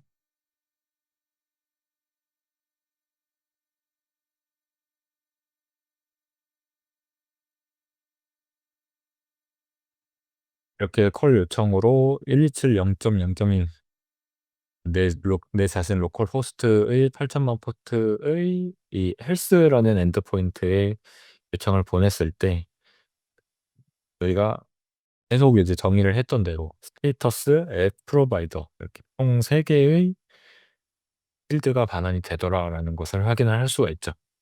그러니까 요거 ENV는 요거 바꾼 겁니다. LLM 프로바이더 원래 올라마였는데 모급으로 바꿨어요. 그래서 LLM 프로바이더라는 환경 변수가 주입이 되어 있다 보니까 올라마 없이도 잘 작동을 할 수 있게 프로바이더가 바뀌어 있는 것을 확인을 할 수가 있고요.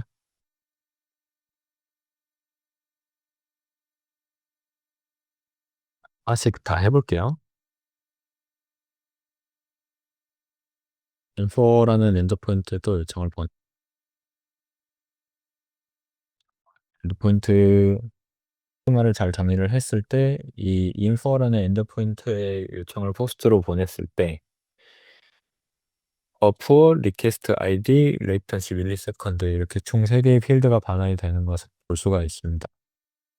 모법으로 작성이 되었다 보니까 55 밀리세컨드라는 약간 흥미로운 숫자를 보게 되긴 하는데 대충 이런 식으로 리퀘스트 아이디와 레이턴시를 포함해서 아웃풋이 나오게 된다를 확인을 하실 수 있어요.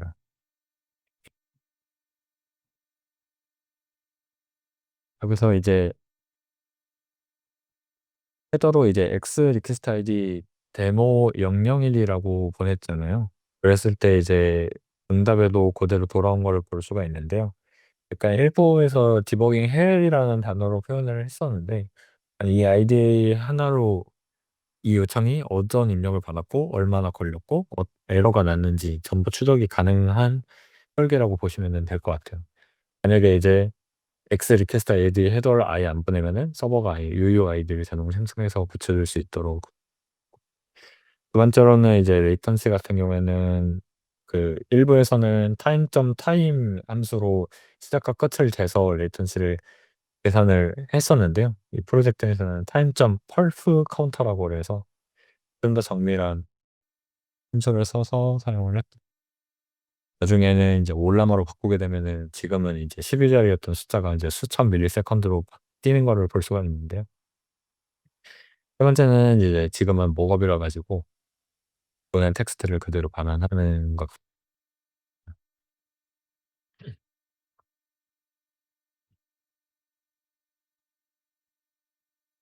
그래서 모델 파일을 잠깐 볼 건데 model.py를 살펴보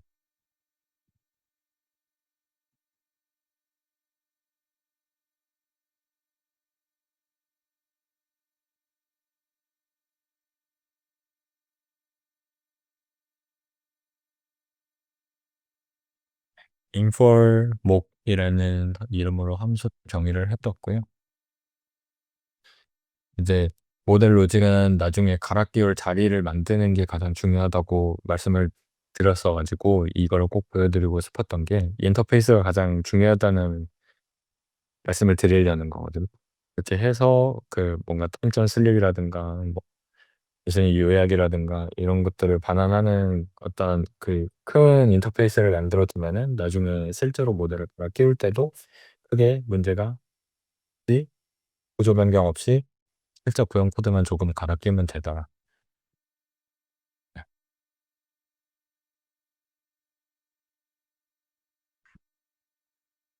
영 오픈 AI 컴패티블 엔드포인트를 실험을 해 봤는데 아까 보신 것과 같이 이제 오브젝트가 리스트로 반환이 될 거고 이 데이터에 이제 오브젝트 크리에이티드 오운드 바이가 이렇게 나오고 목업 일트는 목 모델이라는 모델을 반환하도록 설정이 돼서 실제로 나오는 것을 확인을 할 수 있었습니다.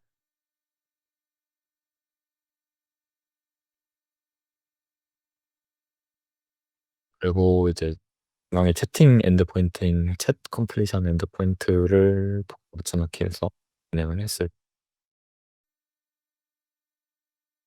이런 식으로 반환이 되는 게 약간 오픈 AI API를 사용을 하실 때도 거의 동일한 완벽히 동일한 스키마를 보게 되실 것 게디 오브젝트, 필테드 모델, 트레이스 이런 식으로 필드가 구성이 되고 지금은 모건 모델이라서 그 입력한 내용 그대로 반환이 되는 것을 볼 수 있습니다. 이제 토큰이 뭐 3개 들어가고 앞으로서는 7개 나와서 뭐 10 개다 이런 식으로 구성이 된다는 거를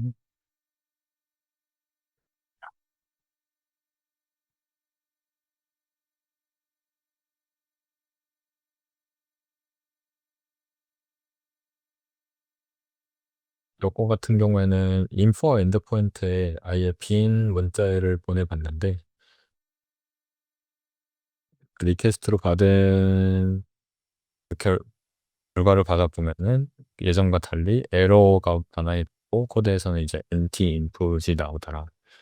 메시지로는 text is required라고 되어 있어 가지고 이제 모르는 사용자가 이걸 봐도 그 빈 문자열을 보내 가지고 응답이 이제 에러로 나왔구나. 뭐 이런 것들을 에러 처리 관련해서 쭉 한번 보자면은 같은 엔드포인트 일정 해봤을 때 예를 들면 같은 엔드포인트에 A를 뭐 3,000번 찍은 한참자 찰인 거죠.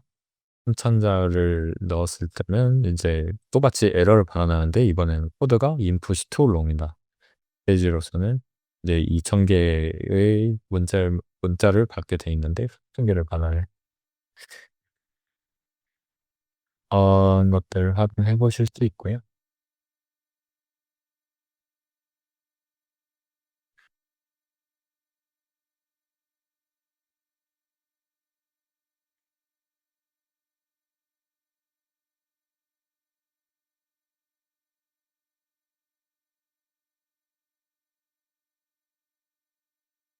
그죠.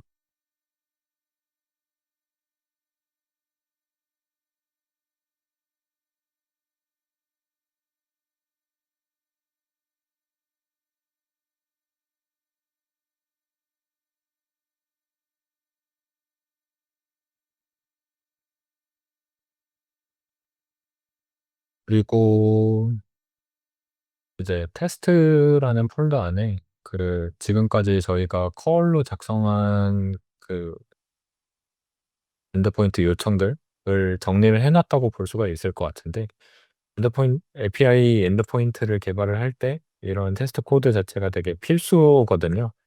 지금까지 진행했던 것들 예를 들면은 헬스 함수를 정의를 해 가지고 이 엔드포인트를 이렇게 뭐 205K가 나오는지 여기 스테이터스가 있는지 스테이터스 오케이가 반영이 되는 건지 프로바이더가 목업이 맞는 건지 이런 것들을 일일이 정의를 해서 그 저희가 엔드포인트 스키마에 정의를 한 대로 요청이 반영이 되는지 확인을 할 수 있거든요.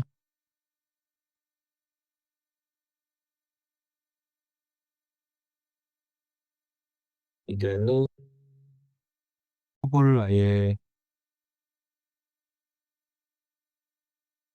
올라마로 교체를 해서 진행해 보려고 합니다. 그전에 도커 파일을 좀 해석하는 방법을 알려드리고 싶은데요. 도커 파일을 열어보시면은 이렇게 문장이 길지는 그 파일이 길지는 않아요. 뭐 엔터도 많고 14줄짜리밖에 안 되는데 약간 되게 같고 기존 파이썬 논법이랑 많이 조금 헷갈리시긴 할 거예요. 이제 처음부터 좀 설명을 한 번씩 드리자면은 그럼 파이썬 11 슬림이라고 하는 것들은 이제 베이스 이미지를 의미를 하는 거거든요. 그러니까 이 도커 파일에 파이썬을 어떤 버전을 쓸 것인지 여기서는 파이썬 11 버전의 슬림인데 슬림은 너무 무거운 의존성 덜어낸 버전인 거예요. 어떤 서버에서든 같은 파이썬을 쓸 수 있도록 파이썬을 고정을 하는 것이 이제 첫 번째. 두 번째 문장 같은 경우에는 워킹 디렉토리를 이제 슬래시 앱 요 폴더 안에 있는 그 파일들을 사용을 하겠다라는 의미가 요거는 쉽죠. run PLP 인스톨이니까 의존성을 설치하는 거. 그리고 project.toml과 uv.log을 이 도커 컨테이너 안에 있는 이 현재 디렉토리 안에 를 하겠다. 순차적으로 읽다 보면은 좀 이해가 쉬우실 겁니다. run uv 명령어를 실행을 해라. uv 싱크를 진행을 해라. 대시 프로즌 옵션이랑 대시 노 데브를 넣어주고 버전으로 설치를 하자. uv 싱크는 아까 완전 처음에도 같이 실습 진행을 하면서 했죠. 요거 커피 명령어 같은 경우에도 요 앱 폴더를 현재 폴더의 앱 폴더 하는 거를 expose 8000번이라고 하는 거는 이제 포트를 선언하는 거 8000번 그랬다. png 명령 프롬프트에서 uvrun uvrcon 앱.main 을 실행하겠다. 이거 어디서 많이 봤는데 아까 제가 파이썬 API 서버 실행을 하면서 진행을 한 거죠. 그 명령어가 그대로 있다. 이제 리로드 그 명령어를 해가지고 실제로 배포 환경에 맞게 진행을 했습니다. 그리고 로깅 관련해서도 살펴볼 게 있는데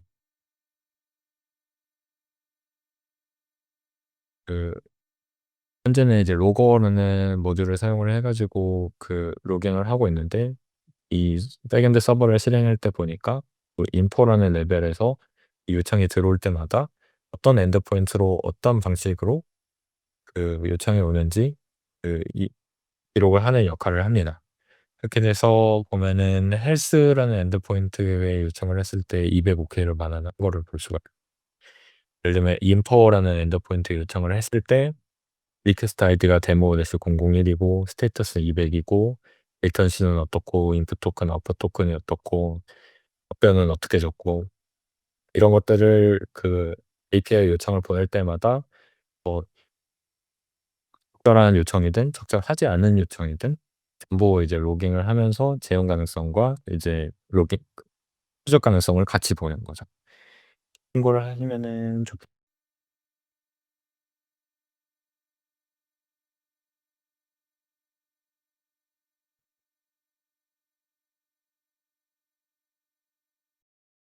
이제 도커 파일에 대한 이해도 끝났으니까 이제 도커 컴포즈업을 이용을 해 가지고 실제로 풀스택 서비스를 띄워보는 과정을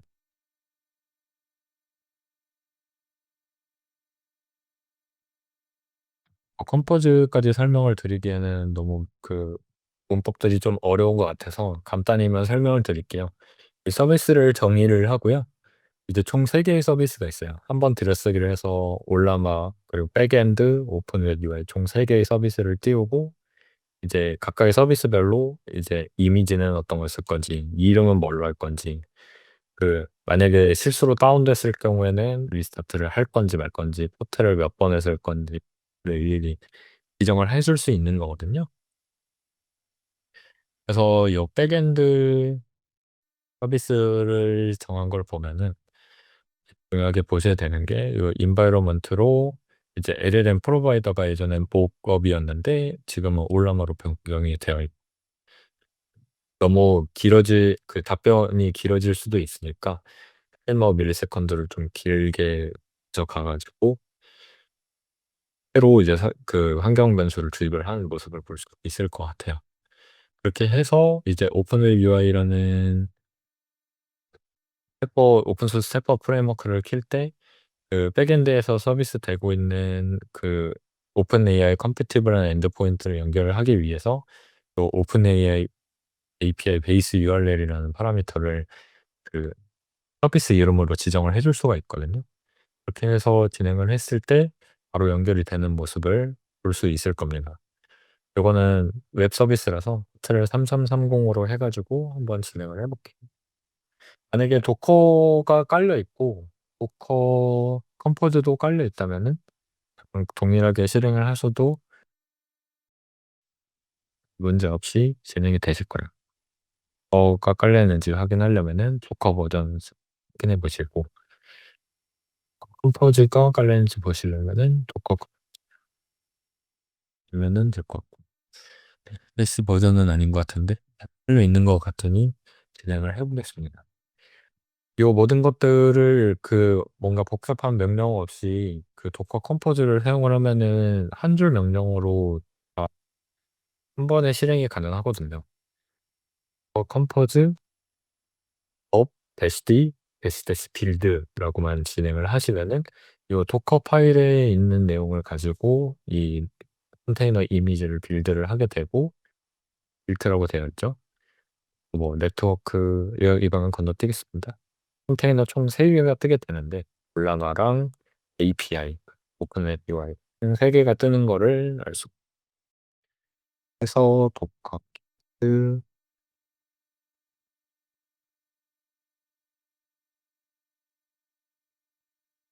식으로 명령어를 쳐 가지고 올라마가 잘 떠 있는지 보니까 35초 전에 올라갔고 11434 포트를 점유하고 있고 올라마라는 이름으로 올라가 확인을 할 수 있고요. 저는 이제 주로 커서를 쓰는데 커서를 사용하시는 분들이라면 여기에 이제 컨테이너스 탭에 가셔 가지고 실제로 컨테이너가 떠 있는지 GUI로 확인을 해 보실 수 있으니까 확인을 해 보시면은 좋겠습니다. 그렇게 되면은 이제 이런 서비스가 아예 뜨게 되는 거거든요. 회원가입을 해 놔 가지고 지금 로그인만 뜨는데 실제로 완전히 새로 시작을 하시면은 가입하기부터 뜰 거야. 근데 뭐 이게 완전 로컬에서 작동하는 거다 보니까 뭔가 실제로 막 뭔가 지메일로 뭔가 인증을 보내고 이런 것들은 아니고요. 참고만 해서 뭔가 실제 그 챗봇을 오픈 소스로 구현을 했다. 또 이해해 주시면은 보면은 제가 아까 테스트하던 게 그대로 남아 있네요. 한번 볼게요.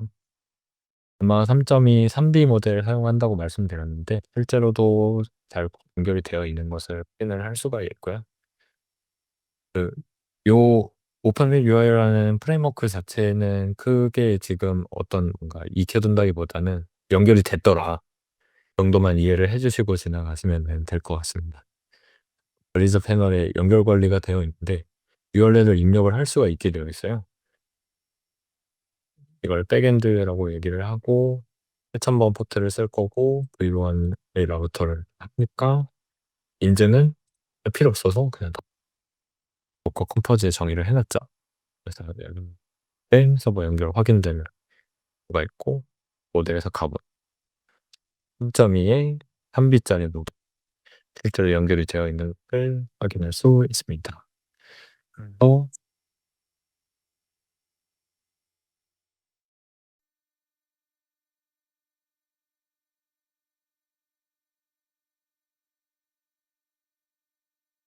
노트북 로컬에서 진행을 하다 보니까 3B 아주 가벼운 모델임에도 불구하고 아마 시간이 오래 걸리는 것 같아요.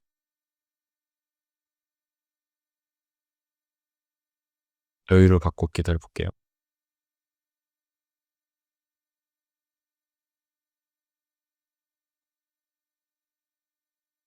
네, 비록 느리긴 하지만 추론 서버에서 적절히 추론을 하는 것을 확인을 했고요. 질문 하나만 더 해볼게요.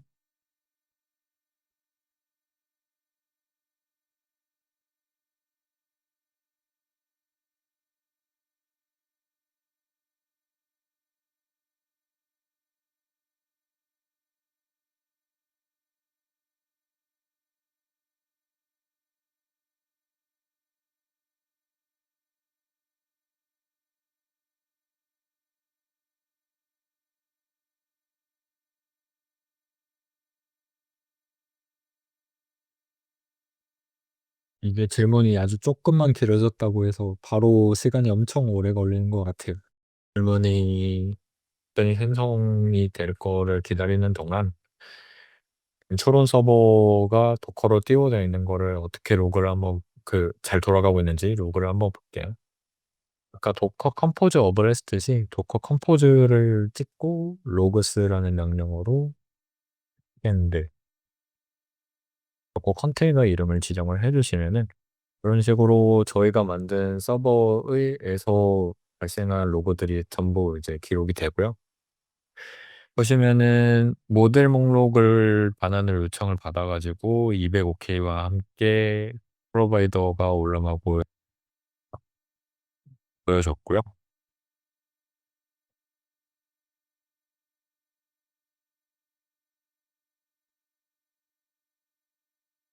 네,